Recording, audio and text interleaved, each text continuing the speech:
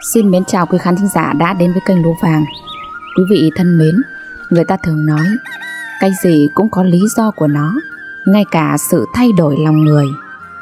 Phần 1 của câu chuyện Đàn bà chán chồng đã để lại nhiều cảm xúc lẫn lộn trong lòng khán giả. Trong tập 2 này, câu chuyện sẽ đưa chúng ta vào những tình tiết bất ngờ, hấp dẫn và lôi cuốn hơn với các mưu mô của gia đình bên chồng và cách xử trí thông minh của người vợ. Xin kính chúc quý vị có những giây phút thư giãn thật giải trí, ý nghĩa. Đừng quên ủng hộ Lúa Vàng bằng cách nhấn đăng ký, chia sẻ và để lại bình luận của mình dưới video nhé. Còn bây giờ xin mời quý vị chúng ta cùng thưởng thức phần 2 của truyện ngắn Đàn bà chán chồng, một tác phẩm đầy cuốn hút của tác giả Lan Huệ qua diễn đọc của Thu Hà. Mời quý vị cùng thưởng thức. Bữa sáng hôm sau, Hoa vẫn dậy sớm để chuẩn bị cho các con đi học. Cô không nấu ăn sáng, ra ngoài mua mỗi đứa một hộp xôi cho xong. Nấu nướng thì vất vả lắm. Còn Mẫn thì cô cứ mặc kệ anh ấy, chắc tí lại đi uống rượu sáng với mấy người bạn ấy mà. Lần nào về anh ta chẳng suốt ngày nhậu nhẹt từ sáng đến tối. Ông bà Nụ vẫn cảm thấy rất khó chịu trước cách ứng xử của con dâu. Không hiểu nó ăn phải cái gì mà tự nhiên lại đổ đốn ra như thế. Nhất định bà sẽ không để yên cho Hoa muốn làm gì thì làm. Hoa đi rồi, bà Nụ vào phòng của cô, mang hết nồi cơm điện, bếp ra ngoài sân, đổ ít dầu hỏa vào đốt. Bà muốn cho Hoa biết rằng nếu không được sự cho phép của bà thì cô không bao giờ được phép nấu ăn riêng như vậy. Ngày tối hôm qua, nếu ông Lâm không can ngăn thì bà đã đốt hết rồi. Con dâu gì mà láo lếu đến thế là cùng. Mẫn thức dậy khi mọi người đã đi ra ngoài hết. Bà Nụ đi bán rau ở chợ, còn ông Lâm thì đi đánh cờ tại nhà một người bạn trong xóm. Căn nhà vắng vẻ quá. Anh ra ngoài bậc cửa ngồi, nhìn thấy đống lửa vẫn đang âm ỉ cháy, bên trong là ngổn ngang những nồi niêu, khiến anh cảm thấy nao lòng. Không biết rồi Hoa sẽ phản ứng như thế nào khi đồ dùng của cô bị mẹ chồng đốt hết. Chắc cô ấy sẽ nhảy dựng lên. Hoa không phải là người quá ghê gớm và láo đến mức như thế, nhưng chắc cô ấy sẽ đi mua lại lần nữa. Dù không ở với nhau nhiều, nhưng Mẫn hiểu vợ mình. Cô ấy khá cứng đầu và không dễ bị khuất phục. Việc cô ấy muốn, nếu dùng vũ lực để ép thì chắc chắn sẽ chuốc lấy thất bại. Mẫn thở dài một hơi, rồi đứng dậy định mặc lại chiếc áo để đi ra ngoài quán bà lành đầu ngõ làm mấy chén rượu sáng cùng mấy người bạn, thì nhận được điện thoại của Nhàn. Mẫn khẽ nhếch mép cười. Như vậy thì còn gì bằng nữa, cá đã cắn câu rồi. Kiểu gì cô ta cũng tìm cớ để liên hệ với anh, chắc lại đòi vay tiền hay gì rồi. Trong mắt Mẫn, Nhàn giống như một cô gái làng chơi ham tiền. Anh bảo bố anh chuyển nốt cho em 50 triệu. Nhàn nói ngay khi Mẫn vừa bắt máy. Con bé cần phải thực hiện hóa trị gấp, số tiền hôm trước không đủ, anh cầm lên Hà Nội cho em nhé. Không được. Mẫn trả lời. Nhàn đã tắt máy ngay. Cô muốn Mẫn không có lý do gì để từ chối cả. Nhất định cô phải có tiền để chữa trị cho con gái. Đó là mục tiêu duy nhất của Nhàn lúc này. Sức khỏe và sinh mạng của con gái là điều quan trọng nhất đối với cô. Bố con bé đã không thừa nhận sự tồn tại của nó trên đời. Giờ lại bệnh tật như thế, con bé chịu quá nhiều thiệt thòi rồi. Điều quan trọng nhất lúc này là làm sao để con bé có được một cuộc sống bình an, khỏe mạnh. Nhưng cái ước mơ tưởng chừng rất nhỏ nhoi ấy lại trở nên quá xa vời đối với mẹ con Nhàn lúc này. Dù chỉ còn cơ hội mỏng manh, Nhàn cũng nhất quyết tận dụng. Cô chấp nhận có con với người đàn ông xa lạ cũng vì điều đó. Phải có tiền bằng mọi giá để lo cho con. Nhận được điện thoại của Nhàn, Mẫn nhanh chóng đi tìm ông Lâm để thảo luận về yêu cầu của cô. Thực ra Mẫn chẳng quan trọng việc đưa tiền trước hay sau, quan trọng là có cơ hội để được ở bên cạnh Nhàn. Đàn bà vốn rất yếu đuối. Những lúc khó khăn, mệt mỏi như thế này, chỉ cần có người ở bên, chỉ cần một lời động viên thôi cũng đủ khiến các chị em tan chảy. Mẫn muốn tận dụng cơ hội này để chiếm được tình cảm của Nhàn. Người đàn bà của anh ở Quảng Ninh có lẽ cũng không còn hấp dẫn với anh nữa. Cô ta càng ngày càng khó ưa. Nhàn lại là một cô con gái xinh đẹp, trẻ trung. Đã thế cô ta chấp nhận có con với anh, như thế thì còn gì bằng nữa. Mẫn nghĩ anh sẽ ở nhà không đi nữa. Anh biết Hoa là một người giàu tình cảm. Với lại giờ nếu có chia tay, Hoa cũng chẳng thể đi đâu được. Bố mẹ cô có mảnh đất bé xíu, phải bán đi một nửa để cho chị em cô ăn học. Giờ chỉ còn lại mấy chục mét vuông. Vợ chồng người em gái và bố mẹ cô cũng ở đó. Hoàn cảnh ấy chắc chắn Hoa sẽ chẳng dám rời khỏi nhà Mẫn. Vì thế cho dù biết anh có con với người đàn bà khác, cô cũng sẽ phải chấp nhận. Đàn ông thường vậy, khi cảm giác người phụ nữ của mình sẽ luôn ủng hộ, phục tùng thì sẽ sinh ra coi thường. Sự coi thường khiến họ làm những điều bậy bạ, và Mẫn cũng thuộc kiểu người đó. Đôi khi sự hư hỏng của một gã đàn ông cũng có một phần lỗi xuất phát từ người đàn bà cam chịu. Thế mày không sợ nó lấy tiền xong thì bùng à? Ông Lâm tỏ vẻ khó chịu khi bị Mẫn kéo về lúc đang dở ván cờ. Sợ cái gì? Cô ấy chắc chắn không phải là người như vậy. Mẫn quả quyết. Với cả cô ấy đã ngủ với con rồi còn đâu. Kiểu gì thì bố cũng phải có cháu nội. Con phải đi soi đi lọc để có cháu trai đấy, chứ không phải thích là cứ mang bầu đâu đấy nhá. Con biết rồi, bố cứ đưa cho con 50 nữa. Con lên ở với cô ấy mấy hôm, bố lo gì mà không có cháu. Ông Lâm miễn cưỡng đưa tiền cho con trai. Thực ra trước hay sau thì cũng chẳng có ý nghĩa gì cả. Đằng nào thì cô ấy cũng sẽ phải thực hiện thỏa thuận thôi. Có điều ông vẫn muốn chắc chắn. Tiền của ông chứ có phải vỏ hến đâu mà đưa cho người khác tiêu một cách dễ dàng như thế. Nhưng đằng nào thì cũng mất 100 triệu. Coi như mua được thằng cháu đích tôn thì cũng là xứng đáng. Tiền hàng tháng gửi cho cô ấy dưỡng thai thì mày phải tự lo đấy nhá. Đừng có về lại đào mỏ tao. Tao không có tiền đâu. Vâng, được rồi, việc ấy bố không phải lo đâu. Con khá biết cách. Nhận được tiền của ông Lâm, Mẫn tức tốc lên Hà Nội. Đúng là cơ hội vàng cho anh rồi còn gì. Đàn bà khi đã ăn nằm với ai đó, dù chỉ một lần, mọi chuyện sẽ trở nên dễ dàng hơn rất nhiều. Hơn thế, Nhàn đang ở trong giai đoạn khó khăn của cuộc đời. Con gái cô ấy đang mang bệnh nặng. Anh sẽ ở bên cô ấy một tuần lễ, rồi mọi chuyện sẽ đúng như anh dự tính mà thôi. Hoa đi làm về, thấy bà Nụ vẫn đang nấu nướng dưới bếp. Nhìn đống xoong nồi của mình bị ám khói cháy đen ngoài góc sân, cô cũng lờ mờ đoán được điều gì đã xảy ra. Cô lặng lặng vào phòng mình nằm, không biết Mẫn đã đi đâu, không biết anh ta là người đốt đồ của cô hay là bà Nụ. Nhưng ai thì cũng chẳng quan trọng. Hành động ấy thực sự khiến cô cảm thấy thất vọng. Nếu họ nghĩ rằng có thể thay đổi được quyết định của cô bằng cách đốt hết đồ dùng nấu nướng thì quá nhầm rồi. Cô hoàn toàn có thể mua lại lần nữa, thậm chí mua nhiều lần nữa. Nhưng bây giờ thì Hoa thực sự thấy mệt mỏi. Cô lấy điện thoại đắn đo một lúc rồi quyết định gọi cho Mẫn. Anh đang ở đâu đấy? Hoa hỏi, giọng hơi gắt. Anh đang đi có chút việc, chắc vài hôm nữa anh mới về. Đợt này anh kẹt quá, con nợ của anh em còn chưa trả xong đây này. Đi làm bao nhiêu ngày, về chẳng đưa tiền đồng nào cho vợ, lại suốt ngày mở miệng xin tiền vợ. Cái kiểu gì mà... Hoa ngắt lời, giọng chất vấn. Sao anh lại đốt hết đồ của em như thế? Mẹ đốt đấy, anh biết đâu. Sáng ra dậy anh đã thấy khói tùm lên rồi. Thế bao giờ anh về? Hoa nén một hơi thở dài. Chắc cuối tuần sau anh mới về. Nếu có tiền thì chuyển cho anh một ít, không có thì thôi. Hoa tắt máy. Quả thực cô không còn đủ sức để đôi co hay phân bua gì với Mẫn nữa. Cứ mở miệng ra là anh ấy đòi tiền cô. Lương thì thấp mà mọi chi tiêu lớn nhỏ đều đến tay cô, làm gì còn đồng nào. Cô nhắm mắt, cố dỗ giấc ngủ, nhưng cảm giác cô đơn và uất ức làm cô nghẹn giọng. Ông ơi, đi ăn cơm nào. Tiếng bà Nụ ngoài phòng nói to, như cố ý để Hoa nghe được. Ăn rồi còn đi ngủ chứ?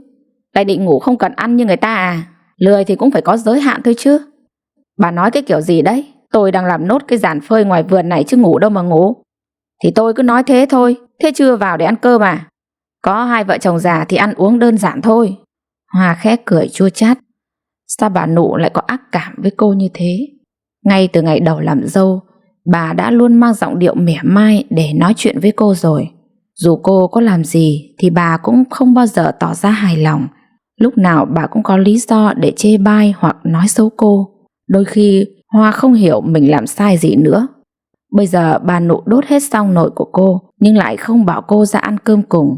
Có lẽ bà ấy muốn cô phải mở miệng xin lỗi, lạy lục để bà tha thứ và cho cơ hội sửa sai. Nhưng Hoa đâu có ý định đó. Nhịn một bữa không chết, phải nhịn một bữa còn sướng gấp ngàn vạn lần thừa nhận mình sai, trong khi mình chẳng làm gì sai. Hoa, ra ăn cơm đi con. Tiếng ông Lâm gọi cắt ngang suy nghĩ của Hoa. Thôi, người ta đã muốn ăn riêng rồi thì ông gọi làm gì? Cô giáo cao quý như thế, ai người ta thèm ăn cơm với hai ông bà già nhà quê này? Bà Nộ mỉa mai. Vâng, bố mẹ cứ ăn đi ạ, con không đói đâu. Hoa nói vọng ra rồi cầm chiếc gối bịt chặt tay lại. Cô không muốn nghe thêm bất cứ âm thanh nào nữa. Những lời móc mỉa của bà Nụ vẫn cứ văng vẳng bên tai cô. Bao nhiêu năm nay cô chưa bao giờ phản ứng lại trước những lời nói ấy. Nhưng bây giờ nó khiến cô cảm thấy bức bối đến kỳ lạ. Hoa ngồi bật dậy, đút máy tính và một ít đồ vào túi rồi nhanh chóng bước ra ngoài. Cô muốn về thăm mẹ. Những lúc như thế này, trở về nhà là cách duy nhất để Hoa lấy lại được sự bình an. Cô bước ra ngoài, hai ông bà vẫn ngồi trong gian bếp, nhưng Hoa không vào xin phép. Cô vọng ra ngoài sân, dắt chiếc xe máy và phóng đi trong ánh mắt hằn học của bà Nụ. Ông xem, nó láo đến thế là cùng. Giữa trưa thế này cũng đi rồi, mà không thèm chào tôi với ông lấy một câu. Bà Nụ bực tức. Bà để ý làm gì cho mệt, bà cứ kệ nó. Nó cũng ngoài 30 tuổi rồi, không còn ít ỏi gì nữa. Thời đại này không phải lúc nào cũng phải đi thưa về chào, kệ nó. Với lại tôi cũng muốn chiều nó để sau này ép nó nuôi con cho thằng Mẫn. Nó là vợ danh chính ngôn thuận, lại là đứa có học thức, nuôi dạy con cái chắc là hơn mấy đứa không biết gì, chỉ biết có tiền. Nên ở với nó, chắc cháu nội mình sẽ được giáo dục tốt. Ôi giời, cũng có hơn ai mà bày đặt học hỏi. Thì ít ra nó cũng hơn cái con bé Nhàn mà tôi thuê đẻ với thằng Mẫn. Hai đứa ấy giờ đang đưa nhau đi Hà Nội rồi. Tôi bảo nó tranh thủ đi soi xét rồi đi sinh lấy thằng con trai. Chắc là đợt này sẽ thành công đấy. Đấy, không khéo lại tỏi ra con vịt dởy nữa thì mệt. Thế không phải can thiệp gì chứ. Nó phải đẻ bằng được con trai cho thằng Mẫn. Hợp đồng ghi rõ như thế rồi còn gì. Hay nếu thế thì cứ bỏ quách cái con này đi, cưới cái con bé Nhàn đấy cho nó. Ôi giời, cái của nợ không chồng mà chữa ấy thì tốt đẹp gì mà cưới với xin. Nó có một đứa con riêng đang bị ung thư máu đấy, thế nên nó mới phải chấp nhận có con với thằng Mẫn để lấy tiền đi chữa bệnh cho con chứ. Thế bệnh ấy có di truyền không? Tôi sợ nhất là di truyền đấy. Gì cái nỗi gì, bệnh đấy không lây hay lan truyền gì cả. Bà Nụ không nói thêm gì nữa. Bà ghét Hoa, nhưng không phải vì thế mà chấp nhận một người đàn bà không chồng mà có con về làm vợ của con bà. Gia đình bà là gia đình gia giáo, bà không thể để bất cứ đứa nào làm hoen ố sự danh giá ấy. Dù vậy bà vẫn phải trừng trị đứa con dâu này. Càng ngày Hoa càng lếu láo và khó bảo. Trở lại với Mẫn và Nhàn ở bệnh viện, con gái của Nhàn đang phải dành ra từng giây từng phút với cuộc sống. Bé bắt đầu từ chối mọi phương pháp điều trị. Nhìn con gái nằm im lìm trên giường bệnh mà lòng Nhàn đau nhói. Cô không biết mình sẽ phải vượt qua chuyện này như thế nào. Dù đã xác định sẽ có ngày phải xa rời con ngay từ khi phát hiện ra bệnh, nhưng Nhàn vẫn thấy quá đau xót. Bất giác Nhàn tựa vào vai Mẫn. Cô cần có người để san sẻ, để được tựa vào. Bao ngày tháng Nhàn mệt mỏi vì thức trắng đêm trông con, vì lo vay mượn tiền bạc để chữa chạy cho con. Giờ đây cô phải bất lực nhìn con sống những giây phút cuối cùng. Chỉ cần cái ống thở kia bị rút ra, cuộc đời của con gái cô sẽ kết thúc. Anh chị nên đưa cháu về. Giọng người bác sĩ khiến Nhàn giật mình ngoảnh lại. Bé yếu lắm rồi, anh chị nên đưa cháu về. Bác sĩ, bác cứu lấy cháu với ạ. Nhàn nức nở. Xin lỗi chị, chúng tôi đã cố gắng hết sức rồi. Nhàn ngã khuỵu xuống đất. Cuộc đời và niềm hy vọng của cô coi như đã chấm dứt. Suốt gần 5 năm nay, cô đã chịu đựng bao cơ cực để có con. Vậy mà giờ đây, nó lại cướp đi công sức của cô. Cố gắng lên em ạ. Mẫn cố ý ôm Nhàn thật chặt. Số phận của con đã như thế rồi. Để anh gọi xe đưa hai mẹ con em về nhé. Nhàn khẽ gật đầu. Mẫn dìu cô ngồi lên mép giường bên cạnh con gái. Nhàn thẫn thờ như kẻ mất hồn, nhìn chằm chằm vào đứa con gái xinh xắn, ngoan hiền. Giờ đây hơi thở chỉ còn mong manh như ngọn đèn trước gió. Con bé chính là mạng sống, là cuộc đời của Nhàn. Vậy mà... Mẫn cẩn thận dìu Nhàn ra chiếc xe cứu thương đang đợi sẵn. Con gái cô đã được đưa lên xe. Về nhà mình con nhá, con sẽ không cảm thấy đớn đau nữa đâu. Nhàn nghẹn ngào nói với con gái. Dù đã chuẩn bị cho giây phút này từ rất lâu, nhưng khi nó đến, Nhàn vẫn cảm thấy đau đớn không gì tả xiết. Mất đi người thân yêu nhất trong cuộc đời quả thực không bao giờ là điều dễ chấp nhận. Bề ngoài Mẫn tỏ ra khá buồn, nhưng trong thâm tâm hắn thấy rất vui. Con gái của Nhàn đằng nào cũng không thể qua khỏi. Lúc này con bé ra đi sớm thì Nhàn càng có thời gian để chăm bẵm cho con của anh. Như vậy cũng là điều tốt. Thêm vào đó, lúc người đàn bà dễ gục ngã nhất là khi họ đau khổ nhất. Vì thế đây cũng là thời cơ tuyệt vời để Mẫn có thể chiếm được lòng Nhàn một cách dễ dàng. Anh sẽ dành sự chăm sóc, yêu thương và những lời động viên cho Nhàn. Chiếc xe cứu thương chở mẹ con Nhàn về đến nhà. Khoảng nửa ngày sau, con bé cũng ra đi. Nhàn đau đớn đến tê dại, cô thẫn thờ ngồi như kẻ mất hồn. Mẫn bỗng chốc trở thành nhân vật trung tâm của cái đám tang nhỏ bé đau đớn ấy. Anh chạy ngược chạy xuôi, lo từ thầy khâm niệm đến việc an táng cho con bé. Sự chu đáo của Mẫn khiến mọi người cảm thấy vừa vui vừa khó hiểu. Họ bàn tán với nhau, không biết đây có phải là bố của đứa bé hay không, bởi từ khi sinh ra đến giờ không ai biết cha con bé là ai. Chính vì thế sự có mặt của Mẫn cùng với thái độ nhiệt tình của anh khiến mọi người đinh ninh rằng anh chính là cha của đứa bé. Dù thế Mẫn cũng không có ý định giải thích, mặc kệ người ta muốn nghĩ thế nào thì nghĩ. Anh chỉ có mục tiêu trước mắt là chiếm được tình cảm của Nhàn. Đây chính là cơ hội tuyệt vời để anh có thể ghi điểm trong mắt cô. Suốt cả tuần sau đó, Mẫn không về nhà mà ở bên nhà Nhàn. Dù Nhàn có nói thế nào thì anh cũng không chịu đi. Số tiền trong tài khoản đã hết sạch. Mẫn trở về nhà mình một thời gian để lấy thêm tiền từ ông Lâm và Hoa nhằm tiếp tục kế hoạch của mình. Những ngày qua anh ăn nằm với Nhàn và dường như cô ấy đã chấp nhận sự có mặt của Mẫn trong cuộc đời của mình. Như vậy mọi thứ coi như đã thành công. Đàn bà khi đã có con với ai rồi thì mọi chuyện sẽ trở nên dễ dàng hơn nhiều. Nhà Nhàn chỉ cách nhà Mẫn khoảng mấy cây số, nên tin anh ở nhà Nhàn mấy ngày trời nhanh chóng đến tai Hoa. Một người bạn dạy cùng trường với Hoa sống gần nhà Nhàn đã nhìn thấy Mẫn ở đó nhiều ngày mà không về nhà. Chị Hoa này, có phải nhà chị có ai họ hàng với chị Nhàn bên xóm nhà em không? Người đồng nghiệp hỏi khi hai người gặp nhau ở trường. Nhàn nào? Chị còn chả biết Nhàn nào ấy chứ, mà sao tự nhiên em lại hỏi thế? Thì em thấy chồng chị ở nhà chị Nhàn mấy hôm rồi, con gái chị ấy vừa mất. Em thấy anh ấy chạy lăng xăng lo việc nọ việc kia, nên cứ tưởng là họ hàng nhà chị. Em có nhìn nhầm không đấy? Liệu có phải là chồng chị không? Anh Mẫn chứ còn ai. Dù chả mấy khi gặp, nhưng em chắc chắn đây là chồng chị mà. Em thấy chị Nhàn kia gọi tên anh ấy hẳn hoi mà. Vậy à?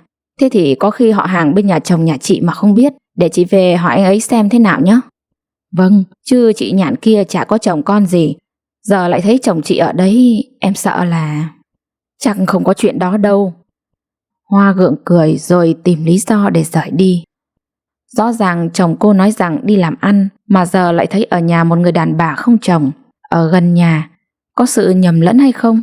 Hay là anh ta quả thực... Hoa không dám nghĩ tiếp nữa. Chuyện Mẫn tính trăng Hoa thì Hoa không lạ lẫm gì, nhưng từ trước đến nay anh ta không ở nhà nên cô cũng không để ý nhiều. Bây giờ anh ta lại dám cặp kè ngay trước mắt cô như thế thì quả thực không thể nào chấp nhận được. Hoa lấy điện thoại gọi cho Mẫn. Anh đang ở đâu đấy? Cô hỏi ngay khi Mẫn vừa bắt máy. Anh đang làm chứ đi đâu? Mẫn trả lời với giọng hơi gắt. Thế cô Nhàn có khỏe không? Mẫn hơi giật mình với câu hỏi bất ngờ của Hoa. Tại sao cô ấy lại biết chuyện này sớm thế nhỉ? Nhàn nào? Sao em lại hỏi thế? Nhàn nào thì tự anh biết, còn phải hỏi tôi làm cái gì? Tự nhiên nói năng vớ vẩn. Tú anh về nhá. Mẫn vội vã tắt máy. Anh không muốn thừa nhận với Hoa chuyện này. Đành rằng đằng nào thì Hoa cũng sẽ biết, nhưng bây giờ chưa phải là lúc. Nhỡ cô ấy sang bên này làm ẩm lên thì hỏng hết cả. Vậy nên tối nay Mẫn phải về nhà. Anh cần xử lý để Hoa không còn nghi ngờ gì nữa. Hoặc nếu được, cô ấy phải chấp nhận việc Mẫn có người đàn bà khác ở bên ngoài. Không có con trai chính là điểm yếu của Hoa. cô ấy sẽ phải chấp nhận việc Mẫn tìm kiếm một cậu con trai. Xưa nay đàn bà không biết đẻ con trai thì phải chịu thiệt thòi, chắc chắn Hoa phải hiểu điều đó. Người ta cứ bảo xã hội hiện đại thời 4.0, 5.0 gì đấy, nhưng vị thế của người đàn ông thì vẫn không thể thay đổi. Chả thế mà chỉ có đàn bà theo chồng, chứ mấy người thấy đàn ông chịu cảnh sống nhờ vợ bao giờ. Mặc kệ ngoài cái mác giáo viên ra thì Hoa cũng có gì hơn những cô con gái khác đã đi qua cuộc đời của Mẫn đâu. Đôi khi ở lâu với ai đó, người ta cũng muốn có sự thay đổi. Thậm chí đôi lúc Mẫn nghĩ nếu mà vợ con biến mất khỏi cuộc đời thì chắc chắn anh sẽ được giải thoát, được sống vui vẻ làm những điều mình thích. Còn bây giờ anh phải nghĩ cách kiếm tiền để ở bên Nhàn lâu nhất có thể. Dù chỉ ở bên cạnh Nhàn một thời gian ngắn, nhưng Mẫn đã thấy say đắm. Mai anh phải về nhà rồi, Mẫn nói khi ngồi xuống cạnh Nhàn. Chuyện của hai đứa mình anh cứ đi đi. Một mình em lo được, em sẽ thực hiện đúng thỏa thuận của hai chúng ta. Một thời gian vừa rồi anh ở đây cũng đủ để mang thai rồi. Nếu có tin em sẽ báo cho anh. Nhưng anh cũng phải chuẩn bị tiền để lo cho em trong thời kỳ mang thai đấy. Em không đi làm được, vì thế tiền bạc anh phải chuẩn bị cho em đầy đủ. Lo cho em cũng là lo cho con anh thôi. À, cái đấy thì em yên tâm, anh sẽ lo được, Mẫn khẳng định. Vâng, thế thì em yên tâm rồi. À mà em muốn có cái tủ lạnh to một chút. Tủ lạnh của em bây giờ bé quá, không đủ đựng đồ. Được rồi, anh sẽ mua cho em. Còn cái tivi nữa, tivi của em có 24 inch thôi. Em muốn mua một cái tầm 4-50 inch để ngồi xem cho thoải mái anh ạ.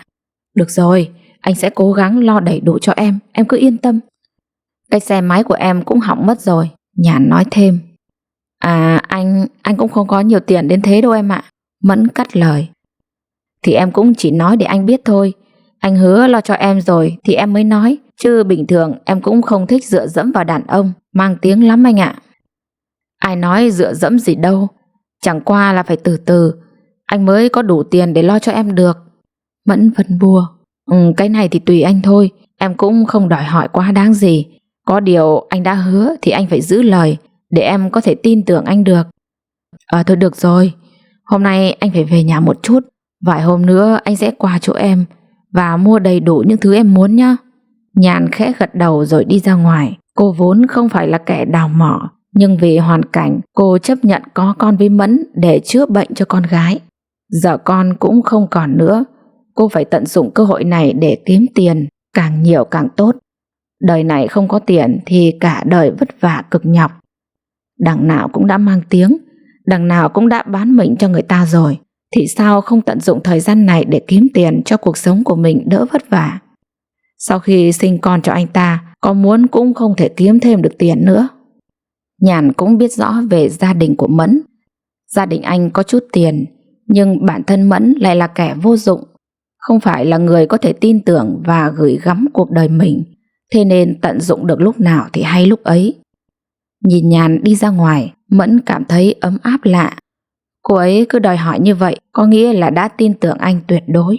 Chắc cô ấy muốn gây dựng cuộc sống lâu dài với anh, nên mới muốn sắm sửa cho nhà cửa những đồ dùng thiết yếu nhất. Vấn đề là lấy đâu ra tiền đây? Thôi thì cứ phải về nhà rồi tính tiếp. Mẫn đứng dậy và vội vã ra về. Bây giờ chắc không có ai ở nhà, anh cần kiếm tiền trước rồi lại đi. Buổi chiều anh sẽ quay trở lại nhà, coi như không có chuyện gì xảy ra. Mẫn về đến nhà lúc nửa buổi sáng. Bà Nụ đã đi chợ, ông Lâm đã đi đánh cờ ở nhà bạn, còn Hoa thì đi dạy chưa về. Anh ta vào trong phòng lục tung tủ đựng quần áo và trang sức của Hoa. Mẫn vui mừng khi tìm thấy 4 chỉ vàng nằm gọn gàng ở đáy một cái túi xách cũ của Hoa vứt trong góc tủ. Cô này tinh quái thật, giấu tiền ở đây thì đúng là khó tìm. 4 chỉ vàng cũng mới chỉ được có 2 triệu, như thế mới đủ để mua cái tủ lạnh, còn phải mua thêm một bộ điều hòa, cái máy giặt và thay cho Nhàn cái xe máy nữa. Mẫn lẳng lặng sang phòng của vợ chồng ông Lâm. Chắc chắn ông bà sẽ có một ít vàng giấu trong két. Anh vội ra sau bếp lấy chiếc xà beng và búa tạ rồi hì hục đập phá. Sau nửa tiếng, cánh cửa két sắt cũng bung ra. Mẫn bới trong đống giấy tờ của ông Lâm tìm được 3 triệu và một cây vàng. Thôi thì đã lấy thì lấy cả chứ để lại làm gì. Anh nghĩ tính ra cũng chỉ khoảng 5 triệu, chứ có phải trời biển gì đâu. Mẫn cẩn thận mang xà beng và búa để lại vị trí cũ, rồi tất bật rời khỏi nhà như chưa có chuyện gì xảy ra. May mắn là đoạn đường vắng, không gặp người quen nào. Giờ này mọi người đã đi làm hết nên chẳng còn ai ở nhà cả. Mẫn thuê một nhà nghỉ trên phố huyện để ngủ. Anh phải đợi đến tối mới về để tránh bị nghi ngờ. Số vàng trộm được Mẫn cũng chưa vội bán ngay, vì kiểu gì ông Lâm cũng báo công an. Nếu công an điều tra và kiểm tra đầu mối những người mua vàng thì chắc chắn Mẫn sẽ không thể thoát tội. Vì thế anh quyết định nằm im một vài hôm để mọi chuyện lắng xuống rồi mới tính tiếp. Buổi trưa hôm ấy, nhà ông Lâm cứ loạn hết cả lên. Ông gần như phát điên lên khi thấy két sắt của mình bị phá. May mắn là nó chỉ lấy của ông một cây vàng và khoảng 3 triệu tiền mặt. Còn lại mọi giấy tờ vẫn còn nguyên vẹn. Ông phải báo công an, phải tìm ra thủ phạm đã trộm cắp của gia đình. Mất cả 100 triệu một buổi sáng như thế này, ai mà chịu nổi. Hoa hốt hoảng khi thấy đồ dùng của mình bị lục tung. Nhìn chiếc túi xách cũ trơ vơ trên nền nhà, cô biết ngay là có chuyện chẳng lành. Cô chạy vội đến kiểm tra và thấy số vàng cất giữ đã không cánh mà bay. Làm sao mà bọn trộm có thể biết được mình giấu vàng ở đây nhỉ? Hoa thầm nghĩ. Tại sao đã cậy két của ông Lâm rồi còn sang lục đồ của mình nữa? Một ý nghĩ chợt lóe lên trong đầu Hoa. Hay là Mẫn? Nhưng bây giờ anh ta đang ở đâu? Hoa rút điện thoại ra gọi ngay cho Mẫn. Nãy anh vừa về nhà đúng không? Hoa hỏi ngay khi Mẫn vừa nghe máy. Không. Thế ở nhà xảy ra chuyện gì à? À không, có người nhìn thấy anh về nên em hỏi thế thôi. Ai nhìn thấy anh? Mẫn ấp úng. Thì bác Mai hàng xóm bảo nhìn thấy anh về xong thấy anh vội vã đi ngay. Bà ấy nói láo, anh có về bao giờ đâu. Thế ở nhà mất cái gì à? Có mất cái gì đâu. Mà sao anh cứ phải cuống lên thế? Thế anh lấy vàng của em với của bố đúng không? Anh không biết là em lắp camera ở ngoài cổng rồi à? Bây giờ anh lấy thì nhận đi, rồi về còn nói chuyện với bố. Không thì bố báo công an đấy, kiểu gì anh cũng sẽ bị đi tù. Vớ vẩn. Mẫn không nói thêm gì nữa. Một nỗi lo sợ vô hình dâng lên trong lòng anh. Nếu đúng như Hoa nói thì nguy hiểm quá. Ông Lâm báo công an rồi trích xuất camera thì làm sao mà chối cãi được. Sao lúc sáng mình không nghĩ đến chuyện này nhỉ? Bao nhiêu lâu nay anh có thấy nhà lắp camera đâu. Hoa lắp từ bao giờ mà không biết? Hay là cô ấy chỉ đang dọa thôi? Nhưng nếu mà thật thì sao? Hoa tắt máy, trong lòng bộn bề bao nỗi buồn và cả sự ấm ức. Cách Mẫn trả lời đã cho thấy chính xác thủ phạm vụ trộm này là ai. Con nằm mơ, Hoa cũng không thể tưởng tượng rằng có một ngày chồng mình lại trở thành kẻ trộm cắp trong chính ngôi nhà của mình. Kẻ trộm trong nhà thực sự khó đề phòng quá. Mày có mất cái gì không con? Ông Lâm hỏi cắt ngang dòng suy nghĩ của Hoa. Dạ con mất 4 chỉ vàng bố ạ. Thế để tao báo công an. Láo thật đấy nhỉ, bọn nó liều thế, trộm sáng ra nữa chứ. Bố báo công an làm gì, anh Mẫn lấy đấy. Ai bảo mày thế? Ông Lâm hốt hoảng hỏi lại. Con vừa gọi điện cho anh ấy, con nói là lắp camera nên nhìn thấy anh ấy về nhà. Anh ấy như thừa nhận lỗi rồi. Thế có chết không cơ chứ? Sao nó lại đổ đốn ra như thế này? Bà Nụ lên tiếng với giọng trách móc. Mày đừng có đổ oan cho chồng mày. Nó có về nhà đâu mà lấy với chả không lấy. Bố cứ gọi cho anh ấy đi, bảo là tao xem rồi, sao mày lại làm thế? Xem anh ấy bảo thế nào. Ông Lâm lật đật lấy chiếc điện thoại ra để gọi cho Mẫn. Có đánh chết ông cũng không thể tin rằng thằng con trai của mình lại ăn cắp tiền của chính bố đẻ và vợ. Mẫn à, sao mày lại lấy tiền của bố thế? Ông Lâm hỏi ngay khi Mẫn vừa bắt máy. Thì con có việc cần nên cần phải có một ít tiền. Con cũng lấy chỉ có một ít thôi mà. Ít thế nào mà ít? Phá cả két lấy cả 100 triệu rồi còn ít gì nữa. Tao phải báo công an cho mày đi tù mới được. Bố đừng làm thế. Lúc nào con về con sẽ nói cụ thể với bố. Thế bao giờ mày về? Mang ngay tiền về cho tao. À, một vài hôm nữa con về. Bố đừng có báo công an, con đi tù đấy. Đúng là nuôi ong tay áo, nuôi cáo trong nhà. Ông Lâm tức giận tắt máy. Thực sự ông không thể tưởng tượng nổi rằng Mẫn lại làm cái việc tày đỉnh như thế. Từ bé đến giờ, Mẫn dù có ăn chơi nhưng chưa bao giờ trộm tiền. Vậy mà hôm nay nó lại lấy tiền của ông như thế này. Đi làm cả năm không đem về cho bố mẹ đồng nào, lại còn về trộm cắp như thế này thì không thể nào chấp nhận được. Hoa lẳng lặng vào phòng, ngồi xuống giường mệt mỏi. Cả buổi sáng đi dạy chưa kịp ăn gì, về nhà thấy đồ đạc bị lục tung. Cô nghĩ đến việc Mẫn trở về và lấy trộm tiền của cô. Cuộc điện thoại vừa rồi, Hoa hy vọng điều mình nghĩ là sai, nhưng trực giác của cô lại bảo điều ngược lại. Bây giờ không chỉ là thất vọng, mà còn cả sự coi thường. Tiền anh không đưa cho vợ thì thôi, lại còn moi móc hết để ăn chơi. Hoa cũng không còn tâm trạng nào mà để nấu ăn nữa. Buổi trưa nào về cô cũng phải nghe những lời xỉa xói, móc mỉa của bà Nụ. Bà ấy vẫn hậm hực vì việc cô đòi ở riêng, nên chẳng bữa nào Hoa cảm thấy ngon miệng. Miếng cơm lẫn với những lời chửi bới, sao mà khó nuốt đến thế. Chiều nay được nghỉ dậy, Hoa sẽ có một buổi chiều thanh thản. Cô quyết định đi sang xã bên tìm gặp cô Nhàn, người mà Mẫn có lẽ đã trộm tiền vì cô ấy. Sau cuộc điện thoại với ông Lâm, Mẫn cảm thấy yên tâm hơn hẳn. Chắc chắn bố anh sẽ không báo công an nữa. Bây giờ cũng chưa thể về nhà được, đợi khi mọi chuyện lắng xuống rồi mới về. Hiện tại anh sẽ đi mua đồ cho Nhàn, đầu tư một chút để có được một người đàn bà xinh đẹp, mặn mà, cũng là cái giá quá rẻ. Mẫn trở dậy, giờ đây anh có thể yên tâm đi bán tất cả số vàng bạc mà mình lấy được từ gia đình. Cầm hơn 100 triệu trong tay, Mẫn ghé vào một quán ăn sang trọng, phải ăn uống tử tế đã rồi tính tiếp. Cuộc đời này ai cũng chỉ sống có một lần thôi, vì thế tận hưởng được cái gì thì cứ tận hưởng. Sau này về già đỡ phải ân hận vì những năm tháng sống hoài, sống phí. Trong khi đó, Hoa đã tìm đến nhà Nhàn. Nhàn tỏ ra vô cùng ngạc nhiên vì sự có mặt của Hoa tại nhà mình. Cô không hề quen biết Hoa, không hiểu lý do gì mà cô ấy lại tìm đến tận nhà, lại còn gọi đúng tên của mình. Tôi là vợ của anh Mẫn, tôi đến đây để nói chuyện với chị. Hoa chậm rãi nhận chén nước từ tay Nhàn. Vậy à? Nhàn tỏ ra bối rối. Chị không cần phải chối đâu, tôi đã biết chắc chắn thì mới đến đây. Anh ấy đã ở bên này cả chục ngày rồi. Nhưng tôi không phải đến đây để đánh ghen, tôi muốn hỏi rõ ràng về mối quan hệ của hai người. Tôi với anh ấy chẳng có tình cảm gì cả. Chẳng qua con gái tôi bị ung thư máu, tôi không có tiền chữa cho cháu. Ông Lâm, bố chồng cô, đến ngỏ lời sẽ cho tôi 100 triệu để con gái tôi đi viện chữa trị, với điều kiện là phải sinh con cho anh Mẫn. Tôi bị dồn vào đường cùng nên mới nhận lời. Thế ông ấy đã đưa tiền cho cô chưa? Ông ấy đưa rồi, Nhàn trả lời. Đợt vừa rồi anh Mẫn cũng đi lên viện theo tôi. Anh ấy mang tiền lên cho tôi nhưng cháu không qua khỏi. Vậy là cô sẽ có con với chồng tôi à? Đấy chỉ là thỏa thuận thôi, chúng tôi chưa... Anh ấy có vẻ yêu chị lắm nhỉ? Từ khi gặp nhau đến giờ tôi cũng không có nhiều thời gian. Con gái tôi ngày càng trở nên nặng nên tôi cũng không có tâm trạng để ý đến những chuyện đấy. Tóm lại cô vẫn chấp nhận làm vợ của anh Mẫn đúng không? Nếu cô muốn tôi sẽ nhường cho cô. Chị đừng nói như thế. Giữa em và anh ấy chỉ đơn giản là quan hệ mua bán. Nói ra điều này thì hơi xấu hổ, nhưng đúng là như thế. Không có tình cảm hay gì cả, chỉ đơn giản là quan hệ mua bán thôi ạ.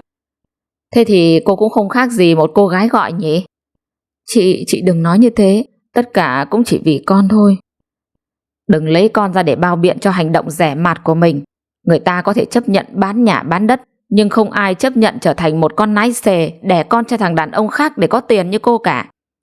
Nhàn im lặng. Bây giờ cô cũng không mấy quan tâm đến những điều Hoa nói. Cô ấy có nói thế nào cũng chẳng sai, nhưng đã chọn rồi thì cũng đành phải chấp nhận. Phận đàn bà đôi khi phải chấp nhận những điều không như ý để có được cuộc sống yên ổn. Đây cũng là cơ hội để Nhàn có được cuộc sống khác đi. Nghèo khổ mãi cũng chẳng ai thương cảm cho mình. Nghèo thì chỉ nhận được sự coi thường, khinh ghét của mọi người thôi. Tóm lại, anh ấy và bố chồng tôi đã thỏa thuận trả tiền cho cô để đẻ con trai cho họ. Như vậy là đủ rồi, tôi không làm phiền cô nữa. Hoa đứng dậy ra về mà lòng nặng trĩu. Hơn chục năm cô hy sinh cho nhà chồng để nhận lại sự phản bội có hệ thống và ê chề như thế này ư? Tại sao họ lại có thể làm cái việc đáng xấu hổ ấy được cơ chứ? Từ lâu Mẫn cũng chẳng giúp được gì cho cuộc sống của cô. Có lẽ Hoa cần phải nhìn nhận lại một cách nghiêm túc về cuộc hôn nhân này. Khi hai vợ chồng không còn sự tôn trọng và tình yêu thương dành cho nhau nữa thì tốt nhất nên dừng lại. Hoa vòng về nhà mẹ đẻ. Bà Nhung đang lúi húi nhặt mớ rau muống héo, còn ông Nguyên thì đang chặt mấy cành củi khô ngoài vườn. một cảm giác yên bình đến lạ chợt ùa về. Quả thực, mỗi khi báo nổi trong lòng, được trở về nhà là thấy bình yên. Hoa ngồi xuống bậc hiên khi bóng chiều đã đổ dài. Có chuyện gì mà thẫn thờ như người mất cắp thế hả con? Bà Nhung khẽ hỏi. Con bị mất cắp thật mà mẹ. Hoa mỉm cười cay đắng. Cái gì? Mất thật à? Mất cái gì, có nhiều không? Cũng nhiều mẹ, con mất hết rồi. Mẹ nghĩ thế nào nếu con về đây sống với bố mẹ? Nào, đừng có nói bậy. Chị gái con đã đi lấy chồng xa, con mà về đây sống với bố mẹ thì vui quá. Nhưng không được như thế con ạ. Lấy chồng thì phải an phận nhà chồng. Đành rằng ông bà bên ấy có cái quá đáng, nhưng cũng không vì thế mà bỏ đi cả một gia đình hạnh phúc được con ạ. Thế nếu anh Mẫn có con với người khác thì sao hả mẹ? Cái gì? Làm gì có chuyện đấy? Nhưng mà nếu có thì sao? Nếu có chuyện đấy thì về đây với bố mẹ. Ông Nguyên từ ngoài vườn nghe được câu chuyện của con gái liền đi vào. Đàn bà thì cứ phải chấp nhận thiệt thòi.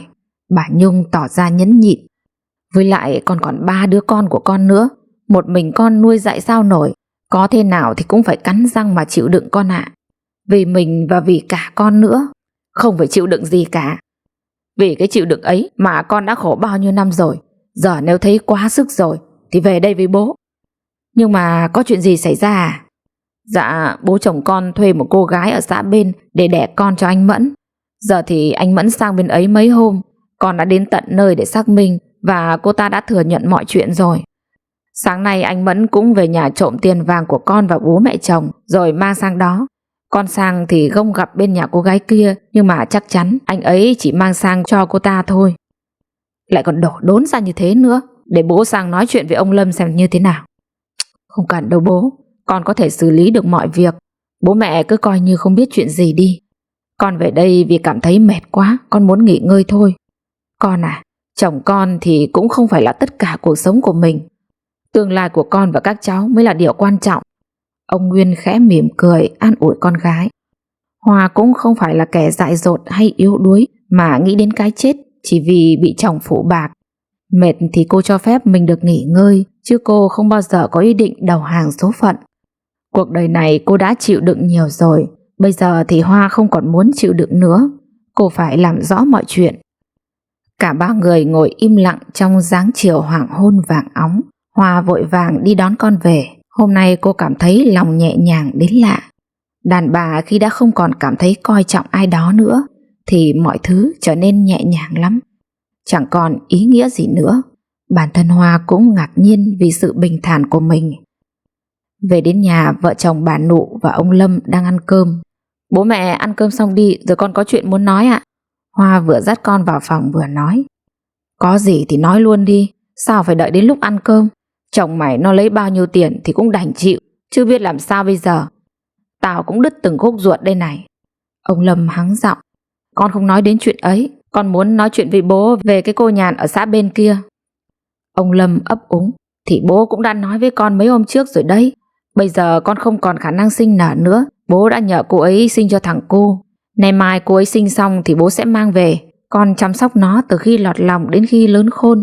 Chắc chắn nó cũng sẽ coi con như mẹ đẻ của nó thôi. Bố định chưa nói với con chuyện này, nhưng con đã biết rồi thì bố cũng nói luôn là như thế. Đằng nào thì bố cũng muốn có một cháu đích tôn để con thờ phụng. Không, con không nuôi con của người đàn bà khác với chồng con đâu. Con chỉ chăm sóc và nuôi dạy những đứa con của con thôi. Bố đừng làm những việc đáng xấu hổ như thế. Thế bây giờ ý con là sao? Không sinh được con trai thì con phải chấp nhận thiệt thòi chứ. Cái gia đình này cần phải có con trai. Thời đại nào thì thời đại, không có người nối dõi thì không ai chấp nhận được. Thế bây giờ bố chọn đi. Một là bố cưới cô Nhàn đấy cho anh Mẫn thì con sẽ ra đi. Hai là bố phải yêu cầu anh Mẫn không được qua lại với cô ấy nữa. Bố có biết là anh ấy đi trộm tiền của bố và của con để đưa cho cô ta không? Bà Nụ chen vào. Vợ chồng rồi mà cứ phân biệt tiền của anh với tiền của tôi là cái kiểu gì? Phải chung lưng đấu cật vào nhau mà làm ăn chứ. Chứ cứ tiền tôi tiền anh thì còn ra cái thể thống gì nữa. Nhưng mà hơn 10 năm rồi anh Mẫn không hề mang về cho con một đồng nào. Mẹ có biết không? Anh ấy chắc cũng chẳng đưa cho bố mẹ đồng nào đâu. Anh ấy đi đánh bạc thua mất mấy trăm triệu. Con phải cắm sổ lương vay được 200 triệu để đưa cho anh ấy trả nợ. Không thì bị người ta đánh. Bây giờ con còn chưa trả hết đây này. Bà Nụ và ông Lâm im lặng trước những lời nói của Hoa. Họ không biết phải nói gì khi những điều Hoa nói rất đúng.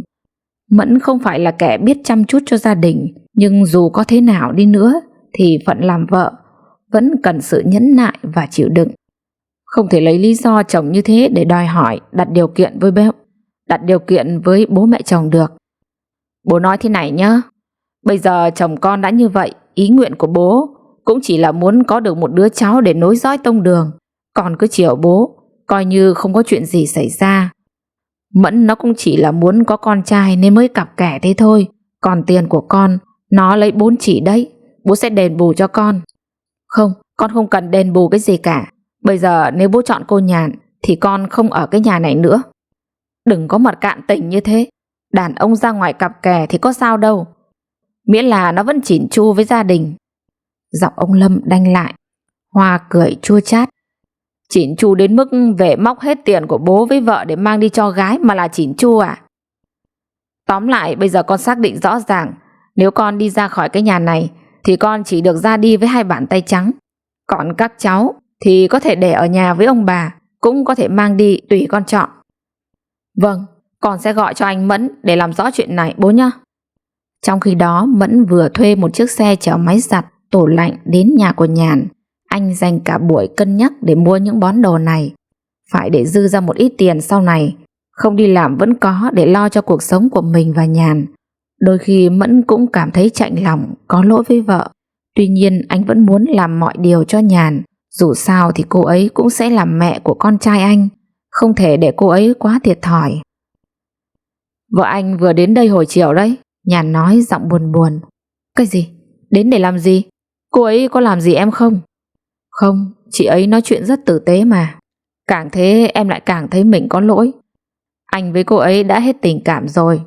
Mẫn bắt đầu bằng giọng buồn buồn để cố lấy sự đồng cảm của Nhàn. Sống với nhau giờ chỉ vì con. Cô ấy không tâm lý, không biết quan tâm đến chồng đâu. Nhưng mà chị ấy là vợ của anh. Vợ thì sao? Một khi không còn tình cảm thì cũng chẳng còn ý nghĩa gì nữa. Có phải đàn ông ai cũng sẽ nói như vậy khi đi tán tỉnh người đàn bà khác không? Bây giờ nếu phải chọn lựa giữa em và chị ấy thì anh chọn ai? Tất nhiên là chọn em rồi. Vậy thì anh hãy về ly dị chị ấy ngay đi. Em muốn đường đường chính chính là vợ anh, sinh con cho anh cơ. Điều này thì mình anh không thể quyết định được. Anh còn phải hỏi ý kiến của bố anh nữa. Em biết ngay mà, đàn ông các anh tham lam lắm. Em thử anh vậy thôi, chứ em cũng không có ý định lấy anh đâu. Anh yên tâm đi. Giờ thì anh về nhà đi, đừng để chị ấy đến đây một lần nữa là chết với em đấy. Mẫn im lặng. Dù nói vậy nhưng trong lòng anh vẫn rất lo sợ. Chưa bao giờ anh nghĩ đến chuyện sẽ bỏ Hoa để cưới một người đàn bà khác. Bây giờ Hoa đã biết chuyện mà không hề làm ẩm lên. Điều đó càng làm cho anh lo lắng hơn. Tính đàn bà vẫn vậy, nếu cứ làm ẩm lên khóc lóc, chửi bới, đánh ghen thì chắc chắn còn lâu mới bỏ nhau được. Nhưng người không thèm ghen tuông, không thèm đánh ghen và cũng không thèm nói chuyện với chồng khi đã đến tận nhà tình địch thì không hề đơn giản. Sự im lặng ấy thật đáng sợ, giống như khoảng im lặng chết người. Giữa cơn bão lốc, Mẫn bất thần ngồi xuống bậc cửa, chợt điện thoại reo làm cắt ngang dòng suy nghĩ của anh. Anh Mẫn à, anh có thể về nhà ngay bây giờ không? Tôi muốn nói chuyện với anh một cách nghiêm túc. Anh đang đi làm rồi, bây giờ đang tận Quảng Ninh, về thế nào được? Anh có 30 phút để về nhà. Từ nhà cô Nhàn về đến đây chỉ mất 15 phút thôi. Anh đừng để tôi đến tận nơi bây giờ đấy nhá. Thôi được rồi, tí nữa anh về. 30 phút nữa mà anh không về đến nhà thì đừng có trách tôi. Hoa tắt điện thoại và bắt đầu thu dọn quần áo, đồ dùng của mình và các con. Có lẽ cô cần hành động một cách quyết liệt để bảo vệ danh dự của mình. Một người chồng công khai trộm tiền của vợ để đi cho gái thì không xứng đáng được tha thứ. Nhưng đi đâu? Đến giờ Hoa cũng không thể trả lời được câu hỏi ấy. Chẳng lẽ lại dắt 3 đứa con về ở với ông bà ngoại? Ông bà đã quá vất vả rồi, giờ lại thêm gánh nặng nữa thì chịu sao nổi. 3 đứa con là quá sức so với khoản tiền lương ít ỏi của Hoa bây giờ. Còn nhà cửa nữa thì không biết sẽ xoay sở như thế nào. Mẫn bần thần sau cuộc điện thoại của Hoa. Nếu không về mà cô ấy lại đến đây thì cũng không ổn. Về để đối diện với bao nhiêu biến cố như thế này cũng không hề đơn giản. cô ấy sẽ căn vặn về việc vì sao trộm tiền, rồi chuyện ngoại tình. Bình thường Hoa không mấy khi can thiệp vào việc của chồng, nhưng chắc lần này cô ấy sẽ không để yên như vậy nữa. Nghe cách cô ấy nói chuyện thì có vẻ như đang rất tức giận. Thôi thì kiểu gì cũng phải về. Xưa nay Hoa vốn là người chịu đựng, nhún nhường. Chắc lần này cũng chỉ cần vài lời ngọt nhạt là cô ấy sẽ nguôi ngoai ngay thôi. Mẫn về đến nhà gần 1 tiếng sau cuộc điện thoại của Hoa. Ông Lâm vẫn đang ngồi ở phòng khách, còn bà Nụ đang dọn dẹp dưới bếp. Nhìn thấy con trai về, ông Lâm cầm ngay cái điếu bát ném thẳng vào người Mẫn. Cái thằng trời đánh thánh đâm này, mày báo hại gia đình này đến thế vẫn chưa đủ à? Ở đâu ra lại nảy nòi ra cái loại trộm cắp ở cái nhà này như thế không biết? Thôi thôi, ông nói to thế để làm gì? Vạch áo cho người xem lưng hay lắm đấy à mà ầm ĩ lên. Bà Nụ từ dưới bếp chạy lên. Tiền của tao đâu hả? Cái thằng trời đánh kia. Tiền thì vẫn ở đấy chứ đâu. Mẫn vào ngồi xuống ghế như không có chuyện gì xảy ra. Có vài đồng bạc mà cứ làm như lạ. Ông Lâm bước đến, chỉ thẳng mặt Mẫn. Mấy đồng bạc mà không làm lấy mà tiêu. Anh về đây rồi, con cũng muốn nói cho rõ ràng. Hoa từ trong phòng bước ra. Anh Mẫn và bố đã đi thỏa thuận với cô Nhàn về việc sinh con trai cho anh Mẫn. Việc đã rồi, con cũng không bàn chuyện đúng sai nữa. Anh Mẫn lấy tiền của bố của con mang đi cho cô ấy. Bây giờ con muốn xác nhận lại một lần cuối cùng, 3 mặt một lời. Bố và chồng con nhất định phải thuê cô Nhàn đó sinh con đúng không ạ? Đúng thế, tiền ta cũng đưa cho nó rồi. Ông Lâm tức giận. Vậy còn anh Mẫn, trước mặt cả bố mẹ và các con, anh có thừa nhận chuyện đã có con với cô ấy không? Hoa quay sang chồng. Việc này là do bố quyết, anh chỉ biết làm theo thôi. Làm theo mà sang bên nhà cô ấy nửa tháng trời nay cũng không thèm mò về, thì con cô ấy mất.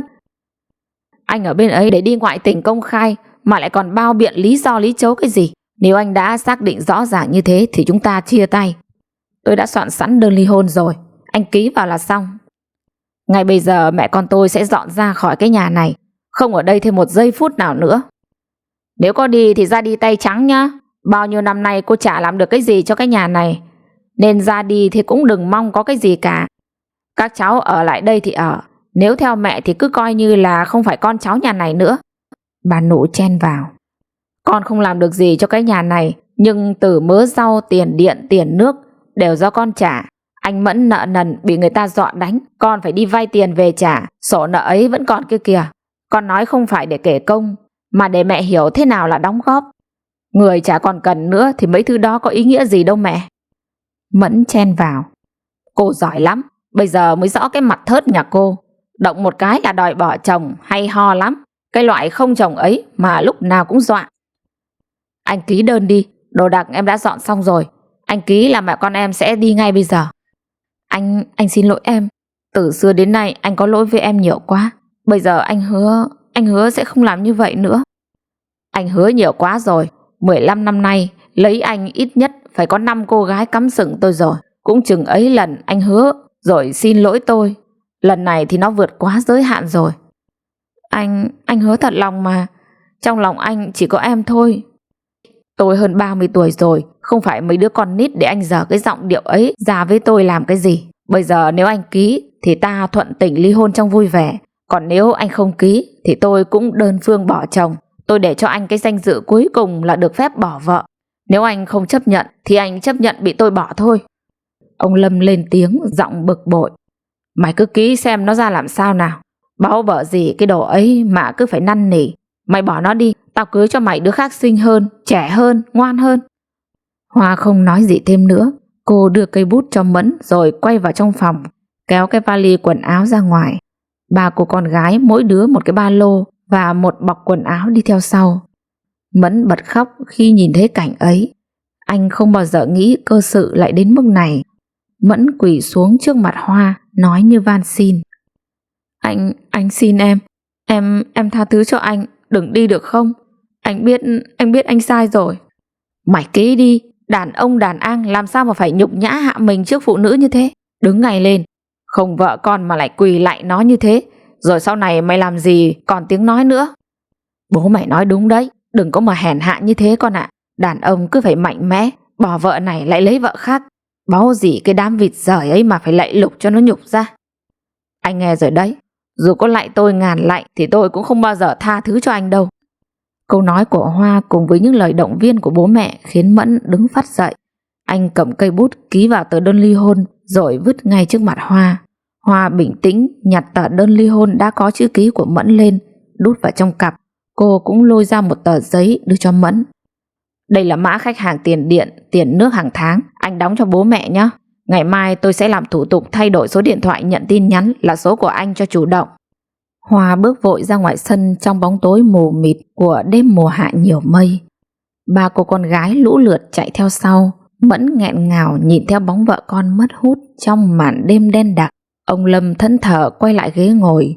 Trong lòng ông cũng có chút ngậm ngùi. Ở với nhau bao nhiêu năm, bỗng chốc lại chia tay chóng vánh như thế. Chợt có tiếng xe máy chạy từ ngoài cổng vào. Ai cũng nghĩ đó là chiếc xe do Hoa thuê để mang đồ đạc đi. Chỉ đến khi nghe tiếng xe dừng lại trước cửa, Mẫn mới ngỡ ngàng nhận ra đó là Nhàn, chở theo những đồ dùng mà anh mua hồi chiều. Cháu chào hai bác, cháu mang mấy món đồ anh Mẫn mua cho cháu hồi chiều trả lại bác và anh. Cháu rất cảm ơn gia đình đã tạo điều kiện cho cháu có tiền chữa trị cho con gái. Giờ con cháu cũng mất rồi, mấy hôm nay cháu cũng nghĩ đến chuyện này nhiều lắm. Chiều nay chị Hoa vợ anh Mẫn cũng đến tìm cháu. Những điều chị ấy nói càng làm cháu hiểu cháu cần phải làm gì. Cháu xin phép trả lại đồ anh Mẫn mua. Còn 100 triệu anh và bác đưa cho cháu chữa trị cho con gái thì vẫn còn hơn 40 triệu. Cháu gửi bác trước số tiền này. Còn 60 triệu nữa cháu sẽ trả sớm nhất có thể bác ạ. Ai cho phép cô làm thế? Đã thế tôi tính lãi ngày. Mỗi ngày cô phải trả tôi thêm 5 triệu của 100 triệu nữa. Tiền tôi đưa cả tháng rồi cũng phải đến 150 triệu rồi. Bác làm thế thì cháu lại phải nhờ công an can thiệp thôi, chứ cháu không có gì để trả lãi cho bác. Ồ hay cái cô này, bây giờ định lật kèo rồi lại dọa nạt tôi đấy hả? Cháu không dọa bác, nhưng bác dồn cháu đến đường cùng thì cháu phải nhờ pháp luật can thiệp thôi. Nói tóm lại, cháu sẽ trả lãi như ngân hàng và sẽ trả sớm nhất có thể cho bác. Đây là 40 triệu, cháu gửi bác trước, bác làm giấy tờ cho cháu. Sao em lại làm thế? Mẫn hỏi giọng đầy vẻ thất vọng. Em xin lỗi anh, nhưng đúng là em không thể trở thành một người chỉ vì vài đồng tiền được. Em phải sống xứng đáng với con em, để sau này còn dám ngẩng mặt lên mà nhìn đời nữa. Anh viết cho em cái giấy biên nhận 40 triệu này để em còn về. Giấy em cũng chuẩn bị sẵn rồi đây. Mẫn cặm cụi viết giấy nhận lại số tiền Nhàn vừa đưa cho mà lòng quặn thắt. Với cô gái nào anh cũng thấy mình thật lòng, vậy mà hết người này đến người khác phụ bạc anh. Ông Lâm dù rất khó chịu nhưng cũng không dám nói gì thêm. Không đùa với pháp luật được, vớ vẩn là đi tù như chơi. Ông hoàn toàn hiểu được điều đó. Hoa dắt các con về nhà bố mẹ đẻ. Ông bà cũng chẳng ai chăm sóc nên có cô về cũng rất vui. Đêm hôm đó Hoa nằm cạnh mẹ mà khóc cả đêm. Cô muốn trút hết những đau khổ ấm ức trong hơn chục năm làm dâu để ngày mai có thể ngẩng cao đầu sống một cách thoải mái, không vướng bận bất cứ điều gì. Cô sẽ nghĩ đến con, sẽ vì ba cô con gái xinh xắn, dễ thương của mình mà cố gắng.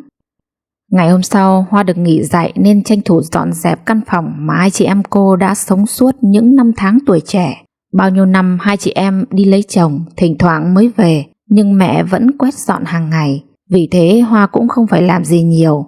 Cô ngồi ngắm nhìn những tấm hình của hai chị em vẫn xếp ngay ngắn trên chiếc bàn gỗ dài đặt sát cửa sổ. Một cảm giác bình yên chợt dạt lên trong lòng. Cô sẽ gắn bó với nơi này đến hết cuộc đời. Tiếng nói chuyện thì thầm của bố mẹ ở sau vườn vọng lại. Hoa cố gắng lắng nghe. Tôi đang tính làm thêm 2 gian nhà nữa nối vào cái buồng này. Mẹ con nó về đây cũng phải có chỗ ăn chỗ ngủ. Tôi cũng đang định nói với ông, con nó thiệt thòi đủ đường rồi, mình cũng cần phải yêu thương nó nhiều hơn, không thì... Những lời thì thầm ấy làm Hoa thấy ấm lòng quá. Quả thực bước vào trong cánh cửa nhà, mọi giông bão sẽ không còn nữa, chỉ còn tình yêu, hạnh phúc và sự sẻ chia mà thôi. Hoa thấy mình và các con may mắn quá. Cuộc hôn nhân tẻ nhạt và đầy ấm ức kết thúc, nhưng nó cũng giúp Hoa hiểu sâu sắc hơn giá trị tình thân. Hoa sẽ sống thật tốt để không phụ sự yêu thương mà cha mẹ đã dành cho cô. Quý vị thân mến, người ta thường nói lấy chồng phải giữ đạo, làm dâu phải giữ lòng. Nhưng chính đạo và lòng ấy cũng phải được đối xử bằng yêu thương, hiểu biết và sự tôn trọng. Câu chuyện của Hoa là minh chứng cho sự can đảm của một người phụ nữ dám đứng lên để bảo vệ bản thân và con cái. Nó cũng nhắc nhở chúng ta rằng không phải ai cũng có thể chịu đựng được mãi. Trong cuộc sống, điều quan trọng nhất là tìm thấy giá trị của chính mình, cho dù phải trải qua bao nhiêu sóng gió. Đừng để ai định đoạt số phận của mình. Hãy đứng vững và tìm lại niềm vui trong cuộc sống. Đó mới chính là ý nghĩa thực sự của hạnh phúc. Quý vị thân mến, thời lượng video ngày hôm nay đến đây tạm dừng. Sau khi nghe xong bộ truyện này, quý vị có cảm nhận như thế nào? Hãy để lại ý kiến bình luận của mình dưới phần bình luận nhé. Còn bây giờ xin chúc quý vị có một giấc ngủ thật ngon. Xin kính chào và hẹn gặp lại.